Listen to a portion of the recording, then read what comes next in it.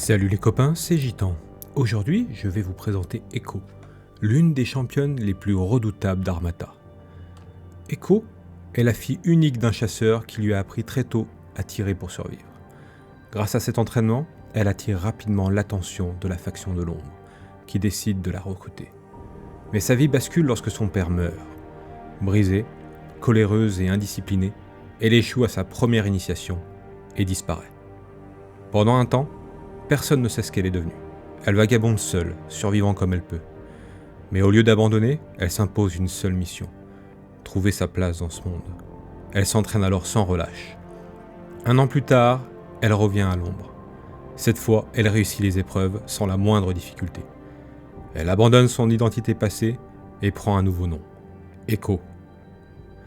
À partir de ce moment-là, elle devient l'une des snipers les plus redoutés de la faction de l'ombre. Echo règne sur les hauteurs, les toits, les passerelles, les corniches. Elle peut rester immobile pendant des jours, presque sans manger ni boire, attendant simplement que sa cible entre dans sa lunette. Certaines histoires parlent de tirs réalisés à plusieurs kilomètres de distance. D'autres racontent qu'elle aurait brisé une chaîne de commandement entière en seulement 4 tirs. Lors du siège d'Obidas, c'est elle qui désarticule l'assaut de l'ordre et permet la reprise de la ville. Plus tard, elle stoppe à elle seule l'avancée d'un bataillon qui menaçait le temple sacré des ombres. Mais tout change lors d'un contrat. La cible était une petite fille. Echo juge l'ordre injustifiable.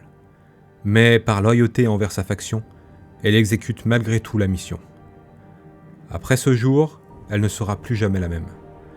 En violation directe des règles de la faction de l'ombre, Echo disparaît dans le désert de Mamba. On ne retrouva qu'une seule chose: son fusil. Aujourd'hui encore, cette arme est exposée dans la grande salle du temple de l'ombre. Malgré sa désertion, son nom reste honoré.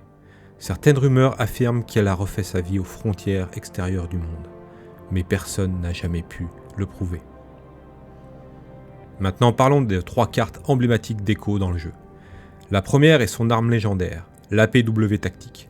C'est un fusil de sniper capable de tirer à très grande distance avec une puissance de 6 dés d'attaque.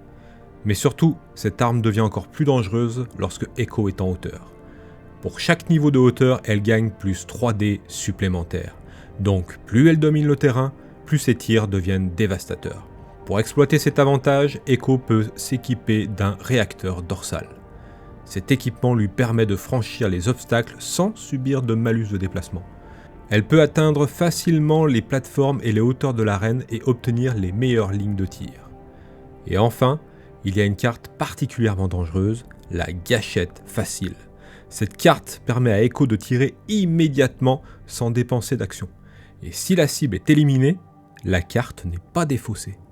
Elle reste en main, ce qui permet parfois d'enchaîner plusieurs éliminations dans le même tour. Avec sa mobilité, sa précision et sa capacité à contrôler les hauteurs, Echo est une championne redoutable pour les joueurs qui aiment planifier leurs tirs et éliminer leurs adversaires à distance. Et vous, seriez-vous capable de survivre dans sa ligne de mire ?